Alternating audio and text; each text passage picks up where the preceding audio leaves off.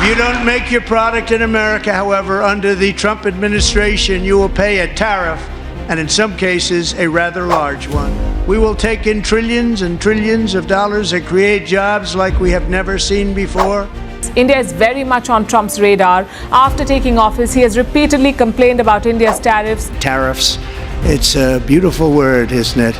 The stock market has fallen, the Dow more than 1,000 points in the past 2 days because of the new tariffs that President Trump has imposed. दोस्तों नमस्कार, स्वागत है आपका एक और नए वीडियो में। अमेरिका में जब से ट्रंप ने प्रेसिडेंट के ऑफिस को संभाला है, तब से वो टैरिफ चिल्ला रहे हैं। टैरिफ ऐसे चिल्ला रहे हैं मानो कि सिर्फ टैरिफ लगा देने से ही ट्रंप अमेरिका को ग्रेट अगेन बना देंगे, अमेरिका को विश्व गुरु बना देंगे, अमेरिका को एक ऐसी ताकत बना देंगे जिसके सामने सारे देश झुकने को मजबूर हो जाएंगे। पर जैसा ट्रंप सोच रहे हैं, परिस्थितियां वैसी जाती हुई नहीं दिख रही हैं। अमेरिका की टैरिफ पॉलिसी के अगेंस्ट कई सारे देश बोल रहे हैं, चाहे कनाडा हो, चाहे मैक्सिको, चाहे यूरोपियन यूनियन हो, चाहे चीन, सारे मुंह तोड़ जवाब दे रहे हैं। देखने में ऐसा लगता है कि किसी को फर्क नहीं पड़ता कि अमेरिका की इकोनॉमिक पॉलिसी कैसी रहेगी। इसका एक अर्थ यह भी निकल सकता है कि दुनिया भर के देश इस बात से बिल्कुल भी भयभीत नहीं है कि अमेरिका की इकोनॉमिक पॉलिसी भविष्य में कैसी रहने वाली है। अगर ट्रंप के टैरिफ इंपोजिशन से ही दुनिया भर के देशों को डरना होता तो वो सरेंडर कर देते। जैसा ट्रंप सोचते हैं कि उनकी टैरिफ पॉलिसी से दुनिया में हाहाकार और हड़कंप मच जाएगा, वैसा बिल्कुल भी नजर नहीं आ रहा। इसका एक उदाहरण यह भी है कि चीन ने ट्रंप के टैरिफ वॉर के अगेंस्ट तीखे बयान दिए। चीन ने तो यहाँ तक यह भी कह दिया कि ट्रंप चाहे ट्रेड वॉर चाहे या फिर किसी भी तरीके का वॉर चाहे, चीन हर तरीके के वॉर के लिए तैयार है। अब दुनिया भर में डिप्लोमेसी, जिसको हम कूटनीति कहते हैं, वो कूटनीति नहीं कूट देने वाली नीति हो जा रही है। ट्रंप के ख्यालों में पक रही पुलाव की रेसिपी एक ऐसी रेसिपी वह सोच रहे हैं जिसमें मसाले उनके हिसाब से होंगे, पर जैसा वह सोचते हैं वैसा बिल्कुल भी नहीं। मसाले उनके हिसाब से जाते हुए कहीं भी नहीं दिख रहे। आइए आज की इस वीडियो में जानने की कोशिश करते हैं कि आखिर टैरिफ होते क्या है और अमेरिका की टैरिफ पॉलिसी कैसी है और अलग अलग कंट्रीज का इस पर क्या रिएक्शन रहा है। देखिए, टैरिफ एक ऐसा टैक्स होता है जो किसी भी देश की सरकार दूसरे देश से आयात होने वाले सामान पर लगाती है। इसको हम ऐसे समझ सकते हैं कि मान लीजिए अगर अमेरिका में बनी हुई शर्ट जिसकी ओरिजिनल कॉस्ट 100 रुपए है, उसको अगर इंडिया में इंपोर्ट किया जाता है और उस पर भारत सरकार 20 रुपए का आयात शुल्क लगाती है, यानी टैरिफ लगाती है, तो उसकी कीमत इंडियन मार्केट में 120 रुपए हो जाएगी। अब टैरिफ लगाने के पीछे दो वजह होती है। पहली वजह है कि टैरिफ लगाने से टैरिफ लगाने वाली कंट्री का रेवेन्यू बढ़ता है। दूसरी वजह यह है कि टैरिफ लगाने से इंपोर्ट हो रहे सामान की कीमत बढ़ जाती है और कीमत बढ़ने की वजह से लोग उसको खरीदना कम प्रेफर करते हैं। इसके चलते जो डोमेस्टिक इंडस्ट्रीज है उनको बढ़ावा मिलता है, जो कंट्री मेड गुड्स हैं उनको एक लेवल प्लेइंग फील्ड मिलती है। इससे लोग डोमेस्टिक प्रोडक्ट्स को खरीदना ज्यादा प्रेफर करते हैं क्योंकि वह इंपोर्ट हुए सामान से कम कीमत पर बिकते हैं। देखिए, टैरिफ भी दो तरह के होते हैं। एक होता है कांस्टेंट टैरिफ या फिक्स टैरिफ, जो इंपोर्ट हो रहे सामान के प्राइस पे परसेंटेज या यूनिट के हिसाब से लगाया जाता है, और दूसरा होता है वेरिएबल टैरिफ, जो इंपोर्ट हो रहे सामान के प्राइस के बढ़ने के साथ साथ बढ़ जाता है। जो वेरिएबल टैरिफ होता है डायरेक्टली प्रोपोर्शनेट होता है इंपोर्ट हो रहे सामान की कीमत पर। जब कीमत बढ़ेगी तब वेरिएबल टैरिफ भी बढ़ जाएगा और जब कीमत कम होगी तब ये वेरिएबल टैरिफ की कीमत भी कम हो जाएगी। तो बेसिकली अगर टैरिफ का मेन पर्पस देखा जाए तो उसका मेन पर्पस होता है रेवेन्यू जनरेट करना और डोमेस्टिक प्रोडक्ट्स को प्रमोट करना। टैरिफ जो होता है वो फॉरेन कंपटीशन को मार्केट में कम करता है और डोमेस्टिक प्रोडक्ट्स को एक बढ़िया अपॉर्चुनिटी देता है कस्टमर्स को अट्रैक्ट करने के लिए। देखिए, अगर डोमेस्टिक प्रोडक्ट्स की सेल बढ़ती है तो इससे डोमेस्टिक इकोनॉमी मजबूत होती है और एम्प्लॉयमेंट जनरेट होती है, जिससे जो कंट्री की ओवरऑल इकोनॉमी और जीडीपी है वो भी इंप्रूव होती है। अब ये जो टैरिफ होते हैं ये डंपिंग को भी प्रिवेंट करते हैं। अब डंपिंग क्या होती है? कोई भी इंपोर्टिंग कंट्री अपने सामान को सस्ते दामों पर किसी भी इंपोर्टिंग कंट्री में भेजती है। इससे क्या होता है, वह पर्टिकुलर सामान का जो मार्केट शेयर होता है वो बढ़ जाता है और आगे चलकर इंपोर्टिंग कंट्री अपने डिक्टेटेड टर्म्स और डिक्टेटेड प्राइस पर इन सामानों को बेच सकती है। देखिए, अभी जो ट्रम्प की टैरिफ पॉलिसी है यह इन्हीं दो चीजों पर निर्भर है। पहला कि अमेरिका का जो रेवेन्यू है वह बढ़ाना और दूसरा वहां पर डोमेस्टिक इंडस्ट्रीज को प्रमोट करना जिससे जॉब बढ़ सके। हमने ट्रम्प को यह भाषण देते हुए सुना है कि ट्रम्प इन टैरिफ के थ्रू कई बिलियन ऑफ डॉलर्स का फायदा पहुंचाएंगे अमेरिका को। ट्रम्प का मानना है कि टैरिफ एक जरिया है जिससे वो दूसरी कंट्रीज के ऊपर प्रेशर डालकर ट्रेड डील्स को रीनेगोशिएट कर सकेंगे। सकेंगे और बॉर्डर सिक्योरिटी को भी टाइट कर सकेंगे। और उनका ये भी मानना है कि यह एक तरीका है जिससे ड्रग ट्रैफिकिंग को भी रोका जाएगा। ट्रम्प को यह लगता है कि हायर इंपोर्ट कॉस्ट से यूएस की कंपनीज को एक इंसेंटिव मिलेगा, यूएस में मैन्युफैक्चरिंग जॉब्स वापस आएंगी। ट्रम्प के पहले टर्म में ट्रम्प ने चीन के ऊपर $100 बिलियन का टैरिफ लगाया और उनके सेकेंड टर्म में वो इसको कई कंट्रीज के ऊपर पास ऑन करना चाहते हैं। ट्रम्प की इस स्ट्रिक्ट पॉलिसी से कई बिजनेसेस को काफी ज्यादा बड़ा झटका लग सकता है। इन टैरिफ पॉलिसी से अमेरिका में सामान के दाम बढ़ जाएंगे और इसका सीधा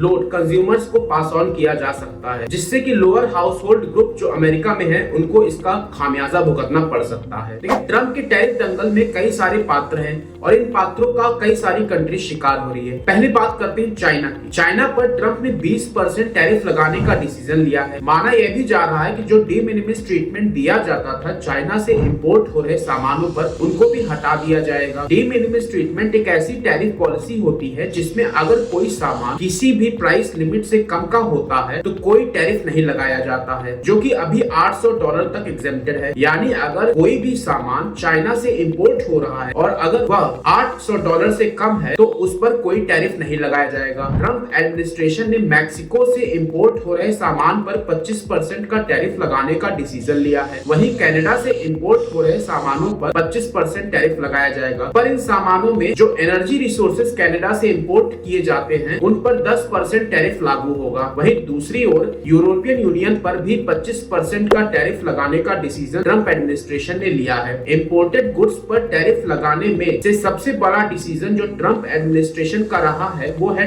स्टील और एल्यूमिनियम पर टैरिफ लगाना। ट्रम्प एडमिनिस्ट्रेशन स्टील और एल्यूमिनियम इंपोर्ट पर ब्लैंकेट 25% टैरिफ लगाने का डिसीजन ले रहा है। इस 25% टैरिफ पर कोई भी एग्जेम्पशन नहीं दिया जाएगा। मार्च से लागू हो रहे स्टील और एल्यूमिनियम पर लगाए जाने वाले 25% टैरिफ को नट्स, बोर्ड्स से लेकर बुलडोजर, ब्लेड्स और सोडा कैंस पर भी लगाया जाएगा। इसके आंसर में यूरोपियन कमीशन, जो कि यूरोपियन यूनियन का एक एग्जीक्यूटिव विंग है, उसने कहा है कि अमेरिका से इंपोर्ट हो रहे सारे सामानों पर काउंटर टैरिफ लगाया जाएगा, जो कि टोटल 26 बिलियन यूरोज यानी $28 बिलियन की वर्थ तक का है। और यह काउंटर टैरिफ अगले महीने यानी अप्रैल से लगाया जाएगा। तो हम सीधा सीधा ये भी देख सकते हैं कि अमेरिका की इस स्टील और एल्यूमिनियम टैरिफ पॉलिसी के अगेंस्ट यूरोपियन यूनियन ने एक बहुत बड़ा फैसला लिया है, जो कि अमेरिका की डोमेस्टिक इंडस्ट्रीज को भी अफेक्ट कर सकता है, क्योंकि इंपोर्ट हो रहे एल्यूमिनियम और स्टील पर अगर टैरिफ लगा दिया जाएगा तो जो कार मैन्युफैक्चरिंग इंडस्ट्रीज हैं अमेरिका की, उनकी कॉस्ट बहुत ज्यादा बढ़ जाएगी और इसके चलते गाड़ियों की कीमत भी बहुत ज्यादा बढ़ जाएगी। कनाडा, जो कि अमेरिका का सबसे बड़ा स्टील और एल्यूमिनियम सप्लायर है, उसने भी काउंटर टैरिफ लगाने की बात कही है, जिसकी कुल कीमत $29.8 बिलियन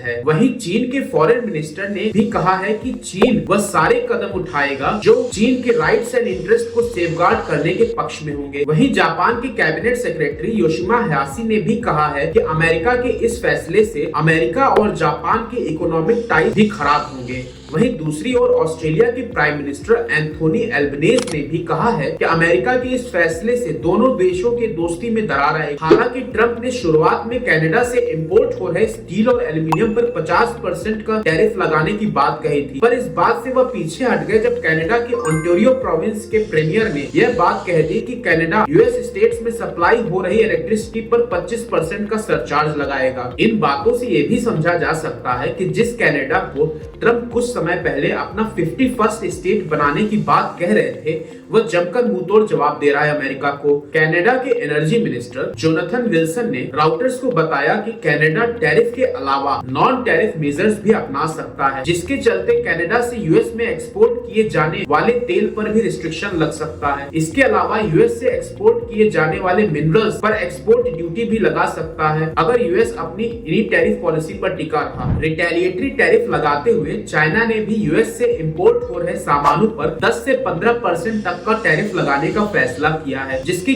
कुल कीमत $13.9 बिलियन हो सकती है। चाइना ने तो इससे भी आगे जाकर यूएस एक्सपोर्ट हो रहे एग्रीकल्चर प्रोडक्ट्स पर 10 से 15% तक का टैरिफ लगाने का फैसला किया है। चाइना ने टैरिफ से भी आगे जाते हुए यूएस की aviation, defence and tech industries को टारगेट करते हुए उनको अनरिलायबल लिस्ट में डाल दिया है। इस कदम के चलते चाइना ने टोटल 28 यूएस एंटिटीज को एक्सपोर्ट कंट्रोल लिस्ट में डाल दिया है और इन कंपनी को चीन में इन्वेस्टमेंट करने से भी रोक दिया है। इससे एक कदम और आगे जाते हुए चाइना ने इन कंपनी के सीनियर एग्जीक्यूटिव्स को चाइना में एंट्री करने से भी रोक दिया है। इससे हम इस बात का अनुमान लगा सकते हैं कि अमेरिका और चाइना के रिलेशन में इतनी मोटी दरार पड़ जा रही है, हो सकता है कि भविष्य में ये ना ठीक हो। चाइना और कनाडा के कंपैरिजन में मैक्सिको का जो रिएक्शन यूएस टैरिफ को लेकर रहा है वो थोड़ा सा नरमी भरा दिखता है। मैक्सिको ने स्मगलिंग को टैकल करने के लिए यूएस मैक्सिको बॉर्डर पर 10,000 यूएस ट्रूप्स को डिप्लॉय किया है। हालांकि मैक्सिको ने यह बात भी कही है कि यूएस के टैरिफ डिसीजन को लेकर यूएस के पास कोई जस्टिफिकेशन नहीं है। मैक्सिको ने भी ये प्रॉमिस किया है कि मैक्सिको भी tariff and non tariff measures लेगा अमेरिका के अगेंस्ट। पर जब ट्रंप ने मैक्सिको के कार मेकर्स और अदर गुड्स पर कंसेशन प्रोवाइड करने की बात कही,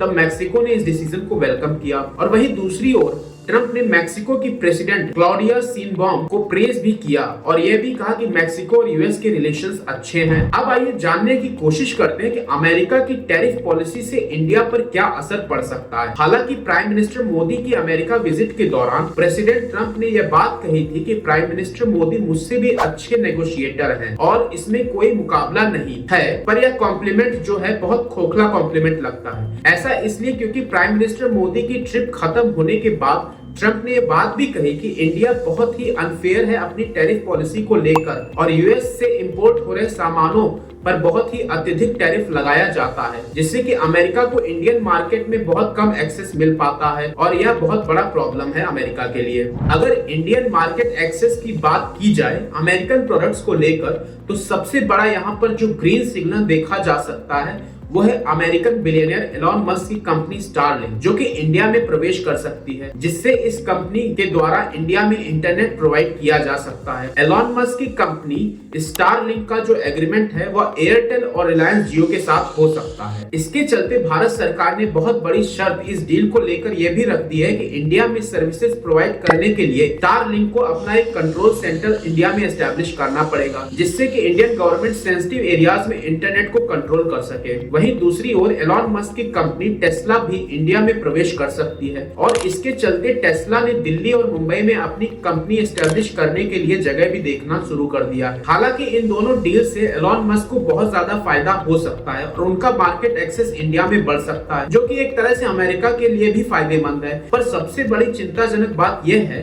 कि अगर स्टारलिंक और टेस्ला को हम मार्केट एक्सेस देते हैं तो इससे जो डोमेस्टिक सेटअप है वह खराब हो सकता है। इंडियन कंपनी जो कि इलेक्ट्रिक व्हीकल बना रही हैं, उनके लिए टेस्ला एक बहुत बड़ा कंपटीशन हो सकती है और स्टारलिंक प्रोजेक्ट के चलते इंडियन कंपनी जो इंटरनेट प्रोवाइड कर रही है उनको भी बहुत बड़ा झटका लग सकता है। पर सोचने वाली बात यह है कि क्या अमेरिका को खुश करने के चक्कर में हम अपने मार्केट का एक्सेस इतना ज्यादा दे दें कि हमारे जो डोमेस्टिक मैन्युफैक्चरर्स और डोमेस्टिक मार्केट है उसकी हालत खस्ता हो जाए। क्या यह बात लॉन्ग टर्म में इंडिया की इकोनॉमी के लिए सही होगी? जैसा कि हम जानते हैं कि मेक इन इंडिया प्रोजेक्ट की हालत इंडिया में वैसे भी बहुत खराब है और इसके चलते इतना ज्यादा मार्केट एक्सेस फॉरेन कंपनी को देने से जो हमारा बचा कुचा डोमेस्टिक मैन्युफैक्चरिंग सेक्टर है उसकी हालत आगे चल के और भी ज्यादा खराब हो सकती है। देखिए, अब अमेरिका में जो इंडिया से इम्पोर्ट की जाने वाली ड्रग्स है इन पर भी टैरिफ लगाने की बात हो रही है। इसके चलते इंडिया की जो एक्सपोर्टिंग कंपनी है उनके रेवेन्यू पर तो असर पड़ेगा ही पड़ेगा, इसका असर अमेरिकन के ऊपर भी पड़ेगा। बीबीसी की रिपोर्ट के अनुसार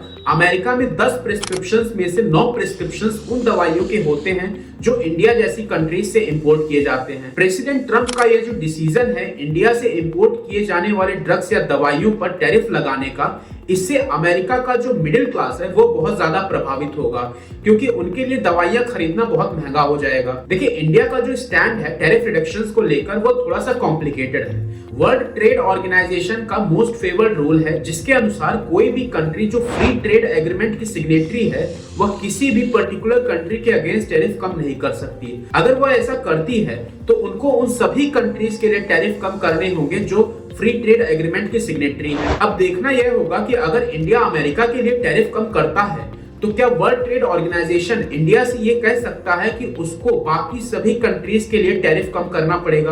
अगर ऐसा होता है तो इससे इंडिया का जो रेवेन्यू है वो बहुत ज्यादा प्रभावित होगा। आपका क्या ओपिनियन है ट्रंप की टैरिफ पॉलिसीज को लेकर? नीचे कमेंट बॉक्स में लिखें। अगर वीडियो पसंद आए तो लाइक करें, नए हैं चैनल पे सब्सक्राइब करें। इस वीडियो को अपना अनमोल समय देने के लिए बहुत बहुत धन्यवाद।